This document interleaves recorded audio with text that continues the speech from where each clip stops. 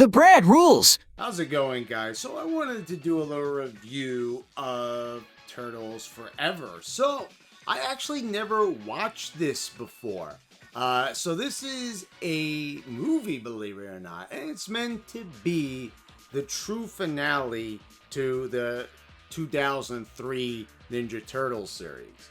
So there actually was a series finale for that one, but actually it wasn't the true ending, because this one is. So what is Turtles Forever? Many people, some fans talk about this and others don't. And, you don't really see a lot of people talking about this anymore. There was another Turtles movie. Well, I guess because it was a made-for TV movie. It's a shorter film. It's 81 minutes. But, when you think about it, that's not really too short. That's 81 minutes altogether for the uncut version, 73 minutes for the TV edit.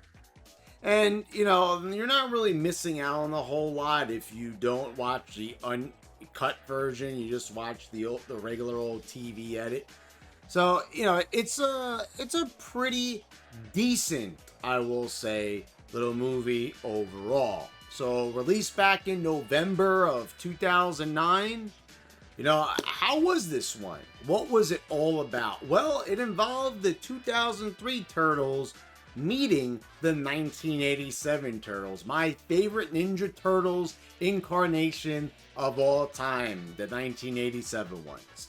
2003 is, it's a good iteration Ninja Turtles, more serious, but I have to be honest, when I first watched it, I watched it because it was Ninja Turtles, but sort of begrudgingly. Like, I was like, all these changes and stuff and everything, and I hadn't read the comics at the time.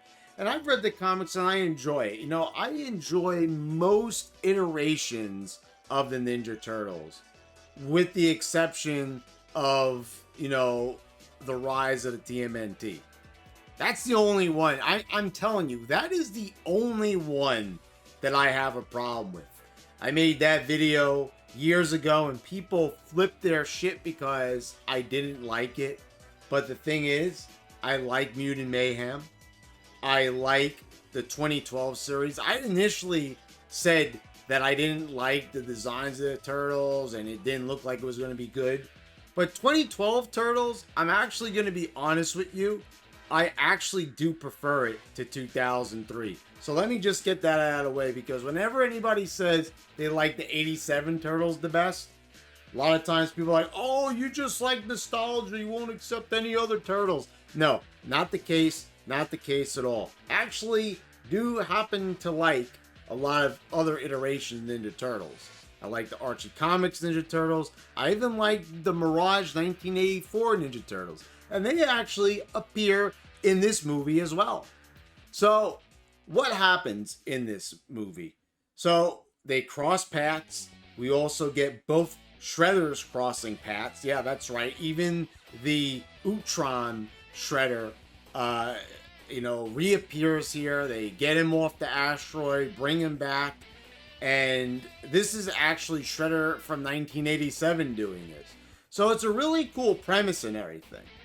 Notice how I'm saying it's a really cool premise, because this movie, I will say, I like how they set things up. I did enjoy the movie, but I have never before had so many mixed feelings about something. Like, I watched it, I enjoyed it, but there were some things about this that I really detested. Like, what it does to the 1987 characters. Because they get fucking disrespected big time in this motherfucker. Holy shit, do they get shit on. And you know why that is? Do you know why the 1987 Turtles are turned into a bunch of laughing, giggling goofballs in this? Because that's exactly what they do. Yeah, but your Shredder's like totally psycho evil. Ours is just decaf. Yeah, he won't keep you up at night. All the Turtles, all four of them. I'm not fucking talking about Michelangelo. I'm not just talking about Raphael with his sarcastic remarks. I'm talking about all the turtles are going every 2 minutes in this. I mean, seriously, the way how they make them laugh and everything, with, I like the voice actors. Dan Green actually does the voice of Leonardo in this, the 1987 one. Also the same voice actor for Yami Yugi and for Knuckles and Sonic X. A great voice actor. He does a good job of copying Cameron Clark from 1987. He does that heroic voice at times, which is really good on Dan Green for doing that. Now let's open up a portal back into your world and go kick Shredder's butt. But this is the thing, you might be asking yourself, where were the 1987 voice actors? Well, you don't have anybody here. I mean, it's kind of crazy when you think about it. Like, where was everybody? Where was Barry Gordon to do Donatello? I mean, nobody's here at all. They weren't present. And it was because of the unions for those particular voice actors. They weren't able to appear. And that really sucked. And quite frankly, it really did hurt it. And it's almost to the point where I have to say, why did they even do this special? Really, seriously, to the people who've seen this, why did they even do this special? This is kind of why I waited so long to watch it, because it was the lack of the original voice actors. I mean, how are you going to do this sort of reunion, this celebration of the Turtles, without the people that brought them to the dance? And I have to say, it has to be said, there was some malice here on the part of Peter Laird. So Eastman and Laird, the creators of the Ninja Turtles, the guys that did it all. They created an intellectual property that is enjoyed by millions and millions of fans all around the world. They made it possible for these characters to even appear in Turtles Forever. Made it possible for there to be a 1987 Turtles. Made it possible for there to be a 2003 Turtles. Made it possible to be all these movies and it to become the multimedia conglomerate that it became. But Peter Laird, out of the two, this guy hates the 87 Turtles. He even admitted it. He doesn't like them. He thought it turned them into a joke. Even Kevin Eastman had gone on record, I think a little bit less than Peter Laird. But Peter Laird, he has said it multiple times. And he approved a lot of the scripts for 2003. And I am fucking sure that Peter Laird loved the fact that this movie shits on the 87 Turtles.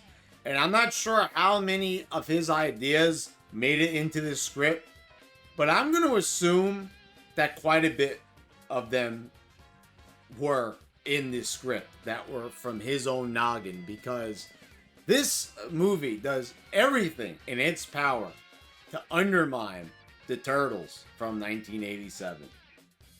They even make sure that 2003 Donnie is so much smarter than 87 Donnie. And that's understandable because a lot of the inventions that Donatello made in 1987 didn't always work. But a lot of them actually did work. There were many examples of things like additions to the Turtle Van, the interdimensional portal that he makes.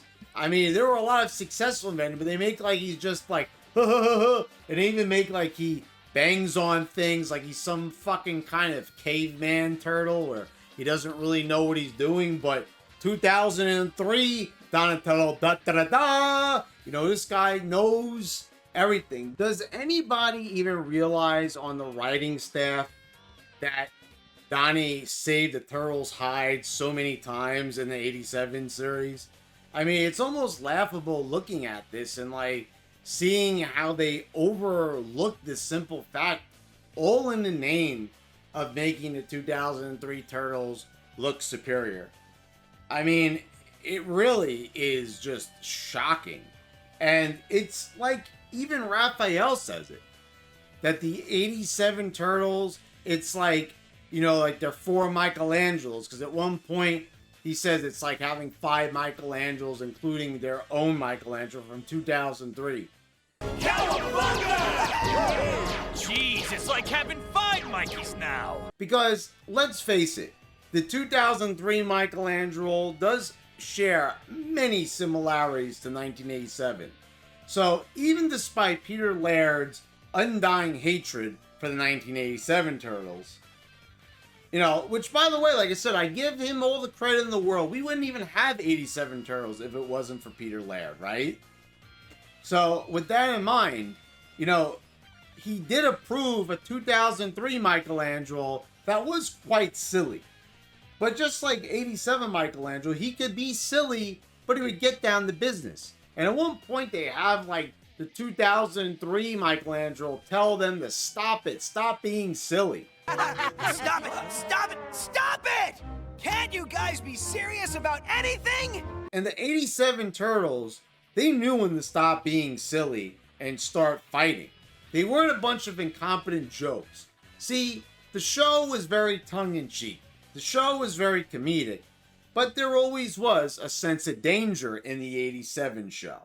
There always was a form of fighting. Yes, they had to suppress a lot of the violence, you know, after the first and second season because, you know, television standards were, they were very strict. I mean, there were a lot of things that you couldn't do on, you know, late 80s and 90s television. You know, a lot of people think it was the Wild West, but there was actually a lot of censorship during that time, believe it or not, when it came to the level of violence. And, you know, things we see were definitely lightened up, you know, by the time we got to 2003. So, you know, in a way, okay, you know, you could poke fun and everything about the Turtles, like throwing pizzas and sometimes other objects at villains, you know, buckets on their heads and stuff like that. You know, so you can kind of see that, yes, there was more slapstick, but it was partially a comedy show, so it made sense. But to make these Turtles like they're fucking stupid, like they don't know what they're doing, they're a bunch of incompetent morons, is just incorrect and inaccurate to the 1987 product. I mean, this just wasn't the case. So I don't know why they did this. And then there's the other slap in the face, like with Shredder. Yes, was Shredder in the 2003 show like a much bigger threat? He ended up being a maniacal, you know, Utron, you know, and I never liked that when they did that twist. I'm just going to be honest. I did not like when Shredder ended up not being human and he actually ended up being an alien. You know, it was a clever way of crossing, you know, the Utrons, like, paths and all that, you know, like, with the biggest villain in the series. But I thought, like, it was just a little much, to be honest. It was good for, like, a swerve in the story to shock you. You know, it was stunning at the time, but to be honest, really, in the end, looking back on this show, I don't know. To me, it just seemed a little bit silly.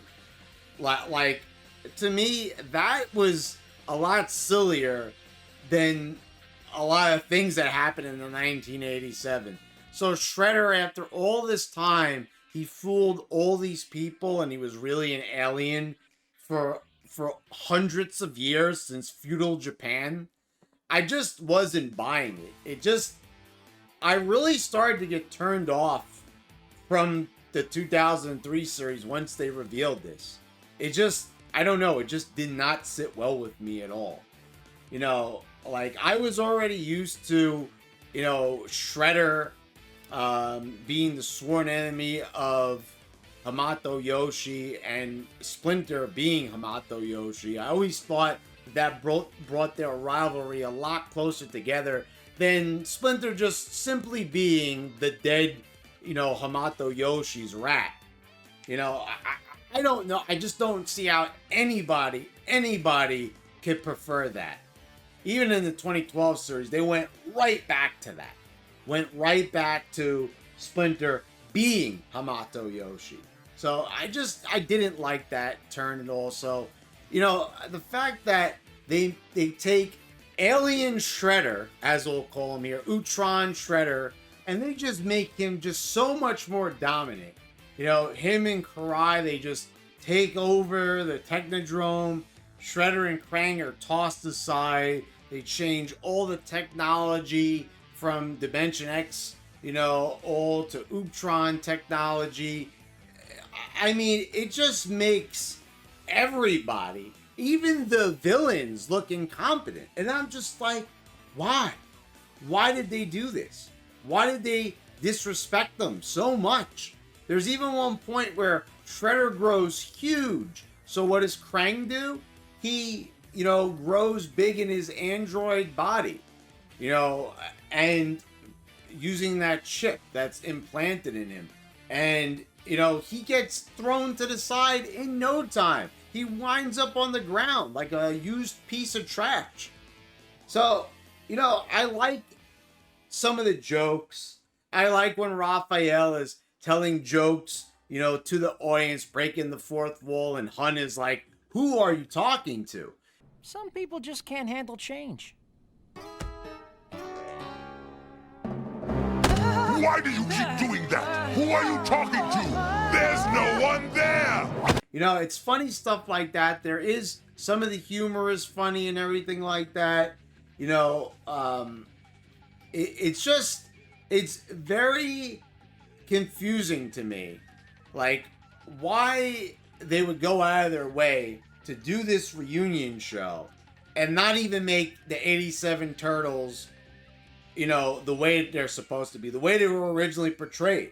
Why do they make them into 4 Michelangelos? Not even Michelangelo originally was that silly on 87. As I previously explained, a lot of times he could get down and dirty. He could get serious. And the 2003 Michelangelo, a lot of times that guy's telling more jokes than even 87 Michelangelo from most of the time. So I don't even get it. Peter Laird must be like one of the most conflicted people of all time when it comes to his creation. He hates 87 Turtles. Yet if there was no 87 Turtles, I guarantee you the Ninja Turtles would not be as popular as they are today. If they had the Mirage comic and that alone, I guarantee you we would not be seeing the Ninja Turtles as popular as they are today, where everybody wants to keep making movies, keep rebooting it. I mean, think about how many times this property has been rebooted and how many different iterations we have, and it's all thanks to the 87 Turtles.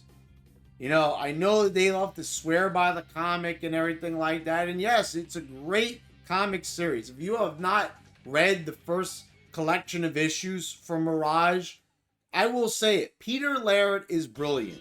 Kevin Eastman is brilliant. They're 2 brilliant, creative people that create something truly special. But I do think that they have to give it up, especially Peter Laird. He needs to give it up already with saying that 87 Turtles was like damaging. It's a success. It is the reason why you're a fucking multi-millionaire there, Peter. It ain't because of the comic book. It's mostly due to the popularity of the cartoon, because the cartoon is mostly what the video games were based on, what the action figures were based on. And a lot of times those action figures dictated the direction of the show. So 87 was one heck of a year for the Turtles, and whether you like that direction for it or not, you shouldn't be shitting on it in this movie. I mean, it just didn't make any sense. It's very entertaining. I love it when the 1984 Turtles show up and they all combine forces, you know, and things do get serious, you know, and there is a lot of, you know, it's nicely animated. I don't like how the Turtles had their, you know, back to the sewers look. I just did not care for that look on them. It looks kind of goofy. So I wish they would have went back to the way they looked, you know, in the first couple of seasons of the show. But, you know, regardless, do I recommend that you watch this?